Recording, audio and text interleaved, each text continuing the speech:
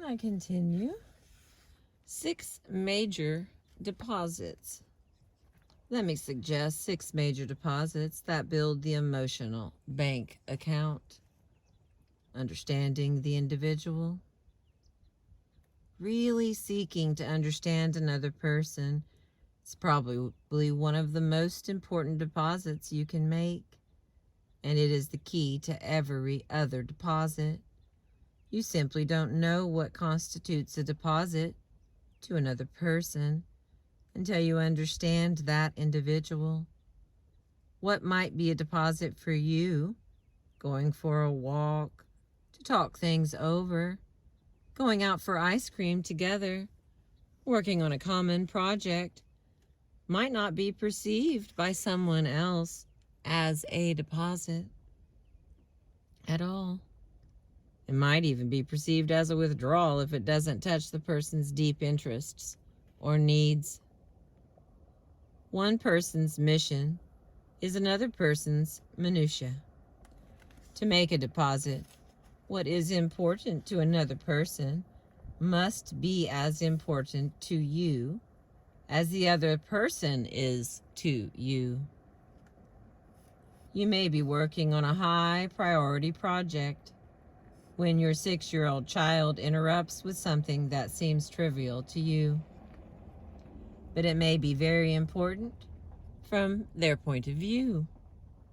It takes habit 2 to recognize and recommit yourself to the value of that person, and habit 3 to subordinate your schedule to that human priority. By accepting the value the child places on what they have to say to you, you show an understanding of them that makes a great deposit. I have a friend whose son developed an avid interest in baseball. My friend wasn't interested in baseball at all, but one summer he took his son to see every major league team play one game. The trip took over 6 weeks and cost a great deal of money, but it became a powerful bonding experience in their relationship. My friend was asked on his return, "Do you like baseball that much?" "No," he replied, "but I like my son that much." I have another friend, a college professor, who had a terrible relationship with his teenage son. This man's entire life was essentially academic, and he felt his son was totally wasting his life by working with his hands instead of working to develop his mind. As a result, he was almost constantly on the boy's back, and in moments of regret, he would try to make deposits that just didn't work. The boy perceived the gestures as new forms of rejection, comparison, and judgment, and they precipitated huge withdrawals. The relationship was turning sour, and it was breaking the father's heart. One day I shared with him this principle of making what is important to the other person as important to you as the other person is to you. He took it deeply to heart. He engaged his son in a project to build a miniature wall of china around their home. It was a consuming project, and they worked side by side on it for over a year and a half. Through that bonding experience, the son moved through that phase in his life and into an increased desire to develop his mind. But the real benefit was what happened to the relationship. Instead of a sore spot, it became a source of joy and strength to both father and son. Our tendency is to project out of our own autobiographies what we think other people want or need. We project our intentions on the behaviors of others. We interpret what constitutes a deposit based on our needs and desires, either now or when we were at a similar age or stage in life. If they don't interpret our effort as a deposit, our tendency is to take it as a rejection of our well-intentioned effort and then to give up.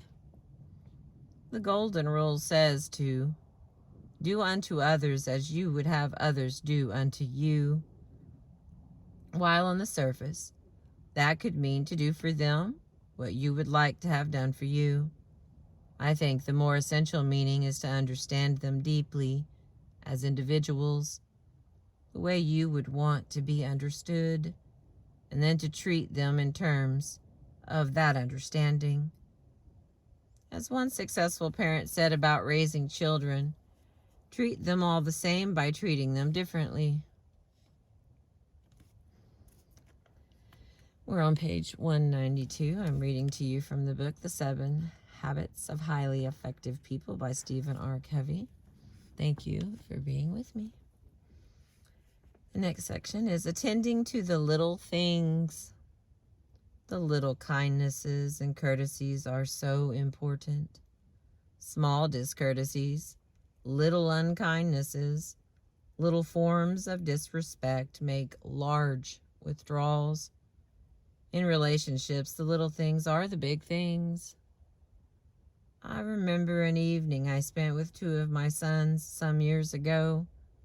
It was an organized father and son outing, complete with gymnastics, wrestling matches, hot dogs, orangeade, and a movie, the works. In the middle of the movie, Sean, who was then 4 years old, fell asleep in his seat. His older brother, Stephen, who was 6, stayed awake, and we watched the rest of the movie together. When it was over, I picked Sean up in my arms and carried him out to the car and laid him in the back seat. It was very cold that night, so I took off my coat and gently arranged it over and around him. When we arrived home, I quickly carried Sean in and tucked him into bed. After Stephen put on his jammies and brushed his teeth, I lay down next to him to talk about the night out together. "How'd you like it, Stephen?" "Fine," he answered. "Did you have fun?" "Yes." "What did you like most?" "I don't know, the trampoline, I guess." That was quite a thing, wasn't it? Doing those somersaults and tricks in the air like that. There wasn't much response on his part. I found myself making conversation. I wondered why Stephen wouldn't open up more. He usually did when exciting things happened. I was a little disappointed. I sensed something was wrong. He had been so quiet on the way home and getting ready for bed. Suddenly, Stephen turned over on his side, facing the wall. I wondered why and lifted myself up just enough to see his eyes welling up with tears. "What's wrong, honey? What is it?" He turned back, and I could sense he was feeling some embarrassment for the tears in his quivering lips and chin. "Daddy, if I were cold, you would put your coat around me too." Of all the events of that special night out together, the most important was a little act of kindness, a momentary, unconscious showing of love to his little brother.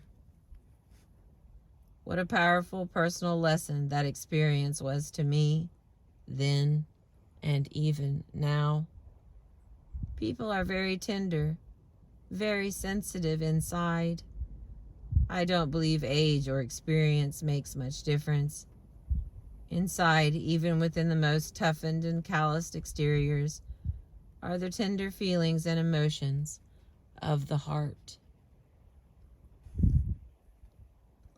The next is keeping commitments. Keeping a commitment or a promise is a major deposit. Breaking one is a major withdrawal.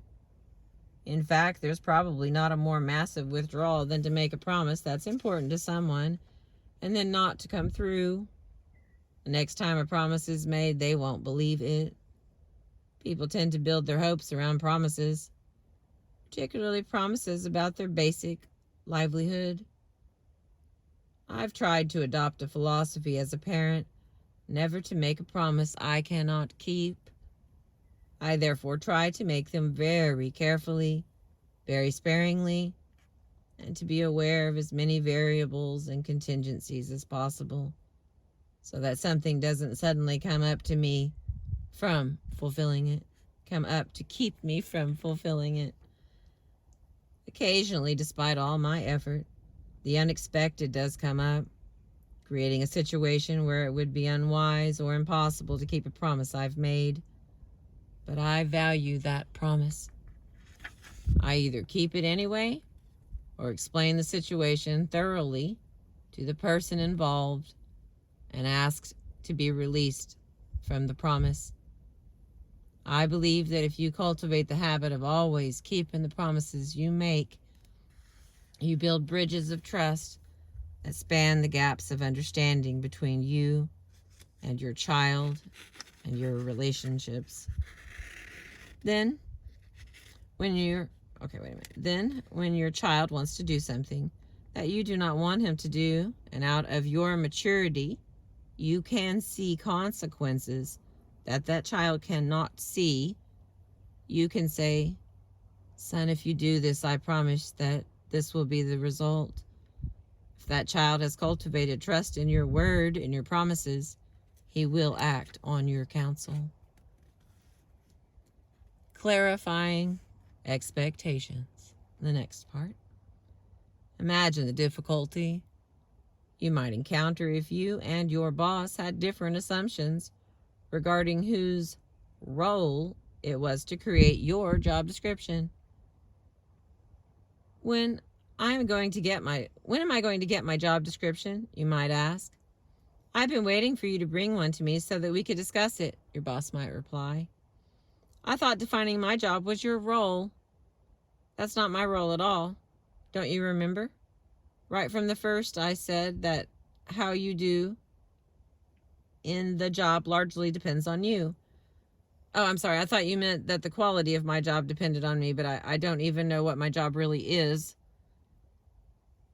Unclear expectations in the area of goals also undermine communication and trust.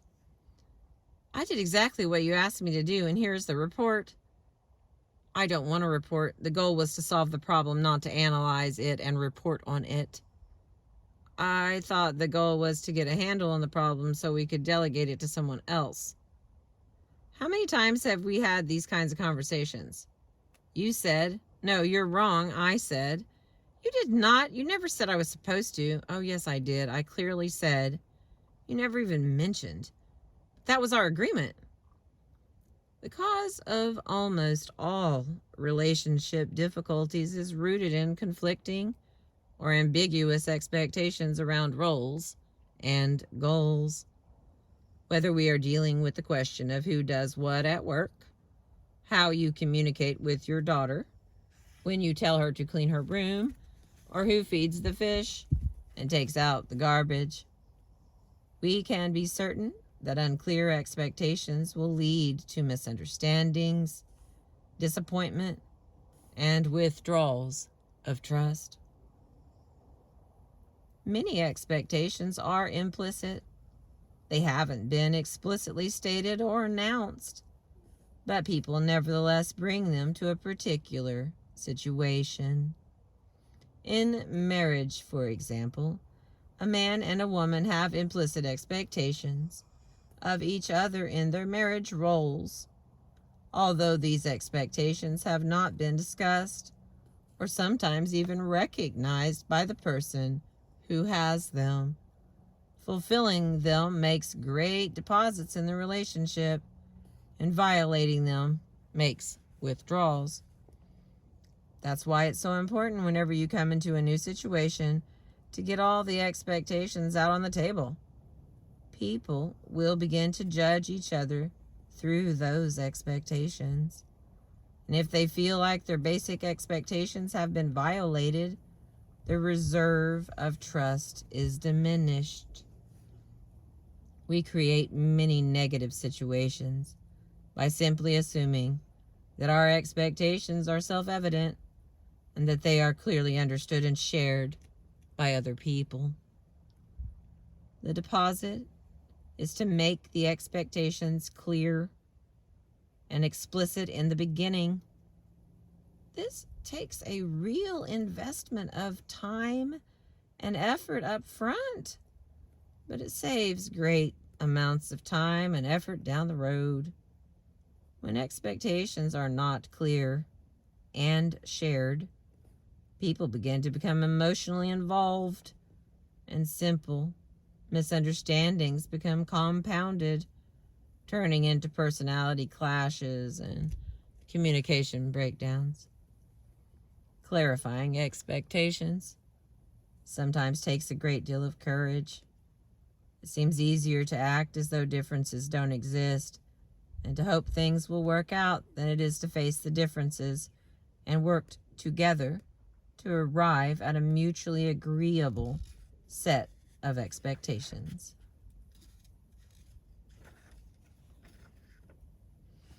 And the last one for this video. We're on page 195. We're in Paradigms of Interdependence. And this next section is showing personal integrity. Personal integrity generates trust and is the basis of many different kinds of deposits. Lack of integrity can undermine almost any other effort to create high trust accounts. People can seek to understand, remember the little things, keep their promises, clarify and fulfill expectations, and still fail to build reserves of trust if they are inwardly duplicitous. Integrity includes, but goes beyond honesty. Honesty is telling the truth. In other words, confirming our word to reality. Integrity is conforming reality to our words. In other words, keeping promises and fulfilling expectations.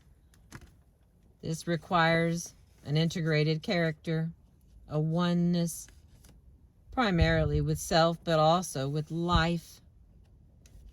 One of the most important ways to manifest integrity is to be loyal to those who are not present.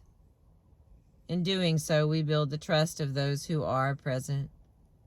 When you defend those who are absent, you retain the trust of those present. Suppose you and I were talking alone, and we were criticizing our supervisor in a way that we would not dare to do if he were present. Now, what will happen when you and I have a falling out? You know I'm going to be discussing your weaknesses with someone else. That's what you and I did behind your supervisor's back. You know my nature. I'll sweet talk you to your face and badmouth you behind your back. You've seen me do it. That's the essence of duplicity. Does that build a reserve of trust in my account with you? On the other hand, suppose you were to start criticizing our supervisor, and I basically told you I agree with the content of some of the criticism, and suggest that the two of us go directly to him and make an effective presentation on how things might be improved. Then what would you know I would do if someone were to criticize you to me behind your back? For another example, suppose in my effort to build a relationship with you, I told you something someone else had shared with me in confidence. I really shouldn't tell you this, I might say, but since you're my friend, would be my betraying another person build my trust account with you? Or would you wonder if the things you had told me in confidence were being shared with others? Such duplicity might appear to be making a deposit with the person that you're with, but is actually a withdrawal because you communicate your own lack of integrity. You may get the golden eggs of temporary pleasure from putting someone down or sharing privileged information, but you're strangling the goose, weakening the relationship that provides enduring pleasure in association. Integrity is an interdependent reality, is simply this.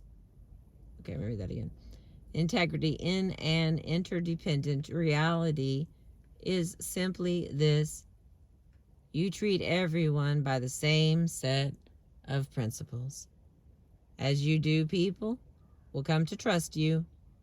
They may not at first appreciate the honest confrontational experience such integrity might generate. Confrontation takes considerable courage, and many people would prefer to take the course of least resistance. Belittling and criticizing, betraying confidences, or participating in gossip about others behind their backs. But in the long run, people will trust and respect you if you are honest and open and kind with them. You care enough to confront, and to be trusted, it is said, is greater than to be loved.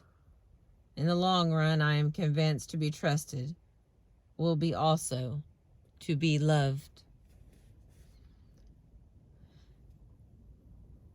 When my son Joshua was quite young, he would frequently ask me a soul-searching question. Whenever I overreacted to someone else or was the least bit impatient or unkind, he was so vulnerable and so honest, and our relationship was so good that he would simply look at me in the eye and say, "Dad, do you love me?" If he thought I was breaking a basic principle of life toward someone else, he wondered if I wouldn't break it with him. As a teacher as well as a parent, I have found that the key to the 99 is the one, particularly the one that is testing the patience and the good humor of the many. It is the love and the discipline of the one student, the one child, that communicates love for the others.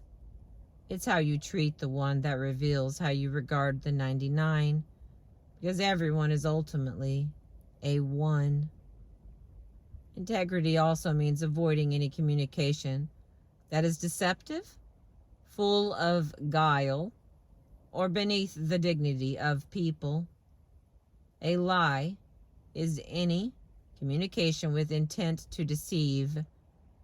According to one definition of the word, whether we communicate with words or behavior, if we have integrity, our intent cannot be to deceive.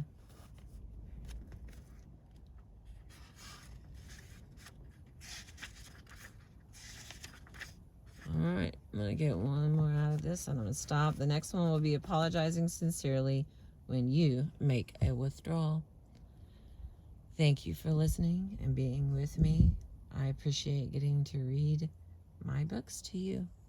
I appreciate you.